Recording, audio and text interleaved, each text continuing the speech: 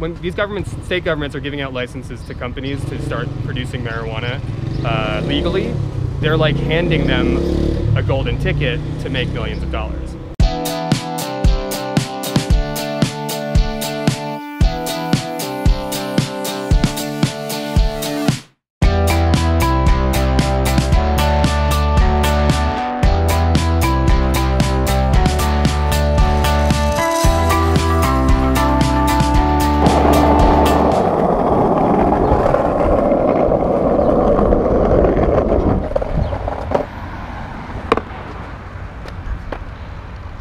Kind of almost got hit by a car.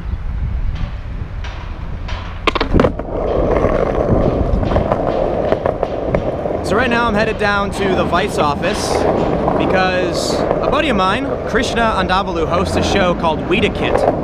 Talks all about marijuana. So I hit him up. I wanted to hang out. I saw a post he did about DUI and marijuana and one of the challenges, and I had a discussion in LA with Maddox. He was mentioning that one of the challenges with weed legalization is how we can't really test for, you know, let's say someone gets pulled over and they're high, you can't really do a field sobriety test for that. So I saw this post from Vice for Krishna's show Weediquette, and I thought I'd hit him up and go hang out and have a conversation, and that's where I'm going right now.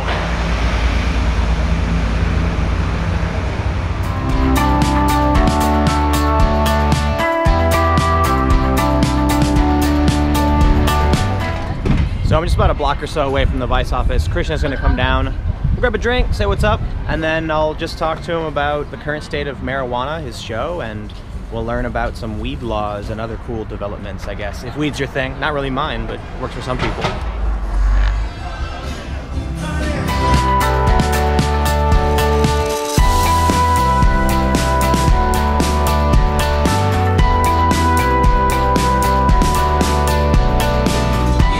Alright, so let's go outside. Sure. The noise level is pretty good. And then for the unfortunate viewer, you guys don't get to see us grab a beer afterwards, but this is Krishna. Hey, what's going on, everyone? You've been working at Vice forever. Yeah, it's been maybe 3 or 4 years now. 3 or 4 years? Yeah, I think so. You were there before me, right? Yeah, and just before you. Alright, so yeah, I guess 3 or 4 years. So Krishna hosts a show called Weediquette. How long have you hosted Weediquette? We're in our 3rd season now, so... On Viceland? On Viceland. Holy, so, wow, But then before dude. that, we made it as like a Vice.com series. Yeah, like well. some of the most viewed Vice documentaries.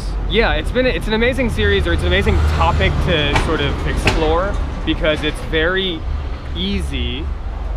Well, in a sense, it's very easy to kind of like understand different topics through the lens of weed. So, you know, this season we did a story about deportation and the sort of immigration, like ICE detention centers around the country, and kind of like the invisible prison network, because people were being deported for pot.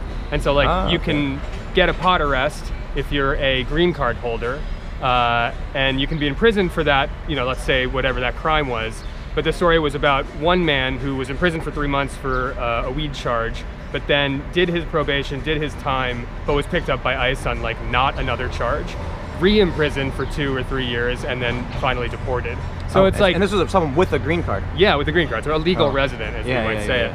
And you know, he has a family here in the US, a young son and a wife, and so it's kind of like, when you look at the law, when you look at marijuana legalization, it's an effective lens to look at like what's going on in America today. I guess for that story, the conundrum is, personally, I mean, I think weed should be legal for the most part. There's obviously some hurdles, which I'll ask you in a second.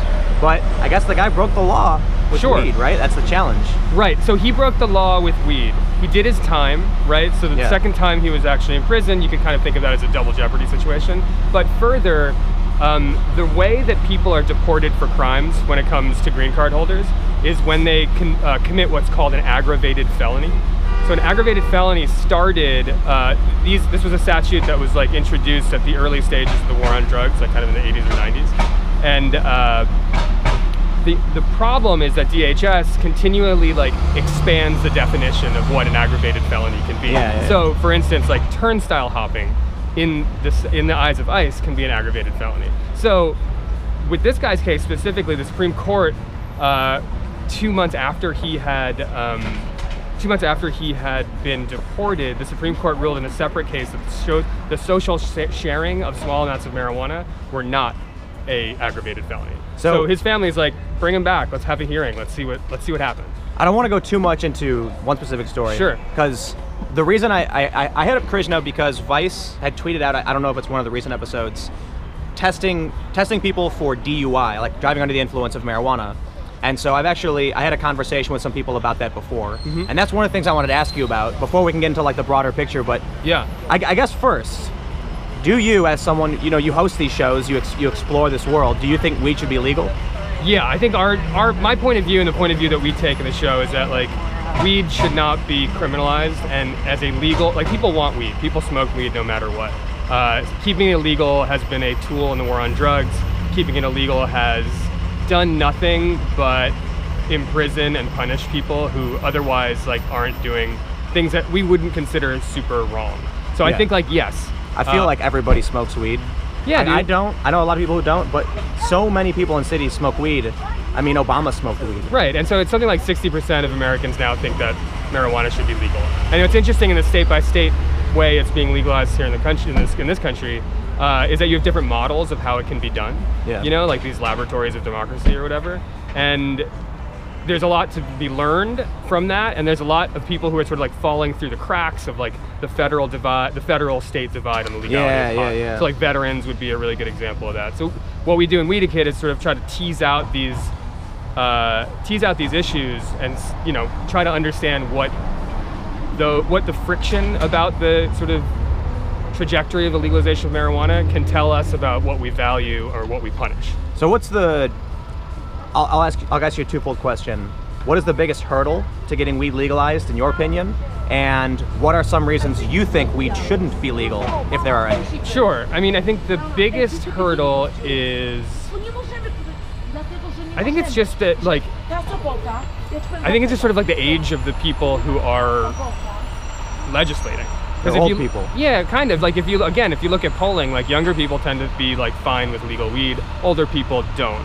And if you also look at the way that legalization has happened, in most cases, in most states, it's been through like a popular referendum rather than an action from a state legislature. That's starting to change a little bit now, but like it's like the people want something, but legislators want something else. And so there's a little bit of like a disjuncture in the democracy that you see right there. It sounds like you're saying that in 10 or 20 years, weed will be legal. That's for sure. I'm totally confident that will happen. If you look at other countries, it's happening in Canada. Mexico just passed medical marijuana. Washington, Colorado, full-on recreational. Totally, and California, which is like California's recreational now. 7th or 8th biggest economy in the world, will now have legal pot. So it's an inevitability in that sense, but what we're doing in the show is kind of chronicling this period of time and seeing who's winning, who's losing, who's getting left behind, and what are the challenges. So one of those challenges, one of those challenges is stone driving, because it's sort of this like late stage legalization question.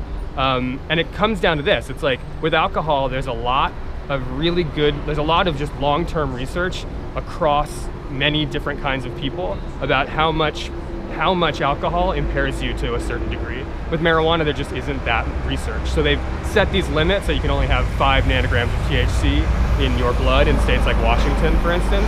But if you're a medical marijuana patient, if you're someone who smokes a lot of pot, 5 nanograms might not impair you. And so it's not a crime to drive while stoned, it's a crime to drive impaired because of being stoned. So that's like, sounds confusing. It is confusing, and I think a lot of people are getting lost in that confusion. But wouldn't it make sense just to say, I mean, look, if you get painkillers, if let's say the doctor prescribes painkillers, you can't drive.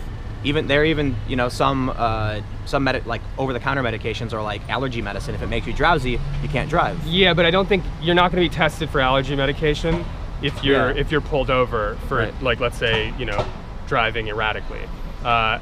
Weed is easy to smell. It's only recently legalized, so I think a lot of police departments are kind of still attuned or, pointed towards punishing people when they think they're stoned. It's an easy arrest. It's an easy booking. So for all these reasons, it's kind of like empowers police officers and their discretion to, to make judgments that aren't necessarily consistent with the experience that people are having. Are there reasons that you see that it should not be legalized, but overall you still think it should be legalized?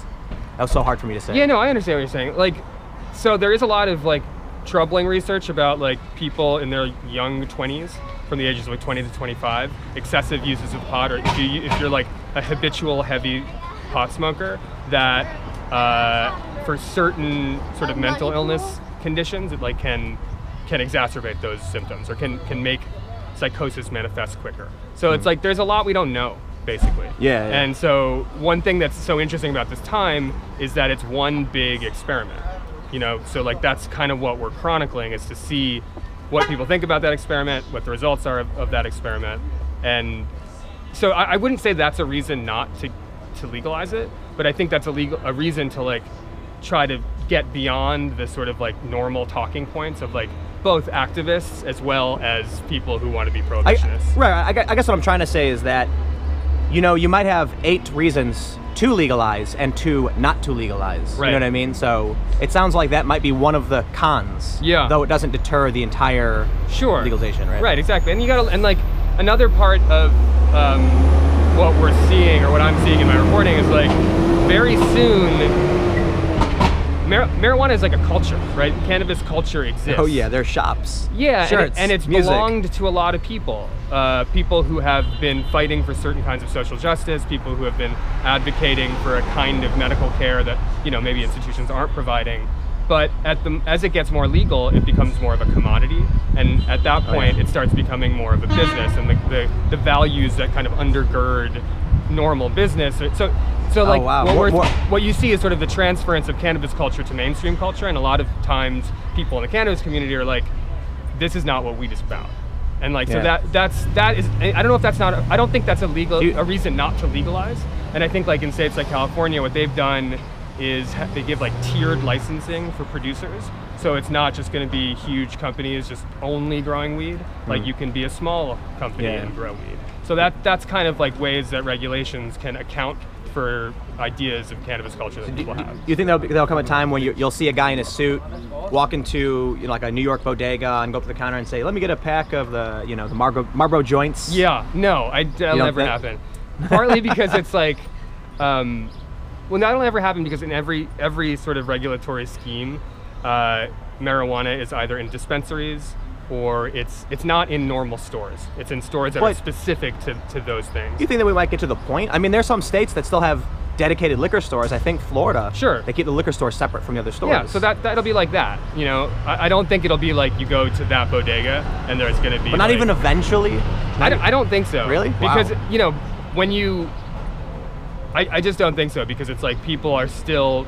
Even though it is normalized to some degree, I think there's a lot of trepidation behind having it be normalized like that. Like, you know, for instance, in New York City is a really tough place for recreational pot or even medical pot, because the regulations are like a dispensary can't be like, say, 500 to 900 feet from a school, public housing, or, you know, another sort of public entity like that. And this is a dense city, so like, where are you going to put them? Yeah. Basically. So in that way, I don't think it's going to be, that future might exist, but I don't think it's going to exist in the legalizational framework that we think of now. There's a lot of money in regulation for the government. Yeah, totally. You know, permitting and licensed spaces. Yeah, and so you look at every time a government starts, when these state governments are giving out licenses to companies to start producing marijuana legally, they're like handing them a golden ticket to make millions of dollars, because it's a controlled monopoly in that way. And one thing that's also happening, and we've covered this in a couple episodes, is marijuana culture, which by nature is very diverse. Like, the business is starting to become very white, because access to institutional capital. A lot of these states have provisions that if you have a felony record, you cannot participate in the industry. And because of the way that marijuana was, you know, if you're black, you're 3 times more likely to get busted for pot, even though pot usage is the same across blacks and whites. So it's like that's another transition that's really interesting to pay attention to. Yeah, no, that's fascinating. It's like we've got the drug cartels in Mexico. Mm-hmm. We've got, like you mentioned, it's not so white, it's more diverse. But now, because of the legalization that we're seeing, it's becoming like a mainstream, more white kind of business. That's why I'm saying, like, I think there might come a time where you see a guy in a suit pull out a pack of joints out of his coat pocket, or like he's got a fancy smoking tin with joints all in it. Right. I'm sure these people still exist today. Yeah. But I just mean you'll see a guy in a street corner and he'll like pull out his joint. Yeah, more likely to be like a little vape pen or something. That kind of method of ingestion is becoming much more popular. Well, everyone's vaping everything now, I guess. All right, what's the coolest, I guess, innovation, or I mean, what's the coolest thing you've learned doing the show and smoking weed or something? I don't know. I think it's that. What's the coolest thing? I mean, like, what's the most fascinating thing you've discovered? People, you have it's pretty easy to like say people who smoke pot are like this. You know what I mean? Like that there's one kind of person that smokes pot. And I think what I found is that it's much more universal than that. And the people, if there is one thing that like binds the people I talk to together, is that they all seem to question authority and like receive knowledge. It seems like not very many conservatives. Well, I mean, no, that's not true. There are a lot of conservatives, but they come from more of a libertarian standpoint in their conservatism rather than a kind of paternalistic or like, you know, nanny nationalistic state, nationalistic kind of way. So the idea is that like you question perceived knowledge, you seek out answers that are more based on science and fact rather than like stigma or opinion. And so those two things I think are really cool universal values. And it doesn't matter if you believe like your political beliefs, those are just like, it's like what I see from the people I cover is that they are all open to ideas that at one point might have seemed impossible. Here's what I'm thinking though, is it maybe because of the laws, because people feel that marijuana is unjustly illegal, that makes them question authority? It's not it's not the marijuana or the culture, it's simply the government structure. But the culture was sort of shaped from its illegality. It was a counterculture, right? So like those two things are not mutually exclusive. Like they're actually quite connected in that way. So yes, if it's legalized, does that water down that part of the culture? And I think like these are easy questions to be like, whoa, maybe it shouldn't be legal, or whoa, what are we losing? But ultimately what we're really losing is people going to prison for pot, which is like unjust, it's been racist, it's stupid. And that is the like, however you feel about corporate weed or any of these other things, like the bottom line is that like it's a good thing that people aren't going to prison for weed. My personal opinion is it's a non-violent offense where people are usually sitting on their couch.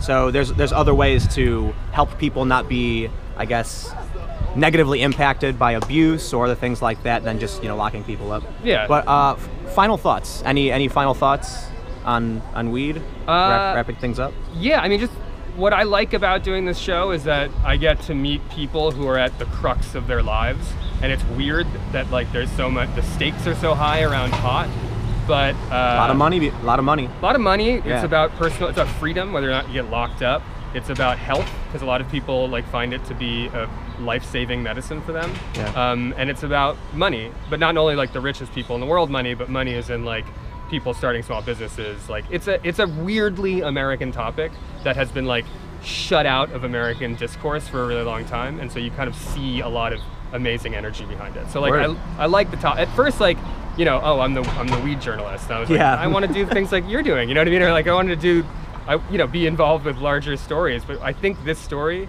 is big. Yeah. I mean, it's very big. All right, man. Is there what's your Twitter? Or is there any people can find you? I'm K Andavolu on Twitter, and Weediquette is on Wednesdays at 10 p.m. on Viceland. I swear, this wasn't meant to be like a promo for Krishna's show.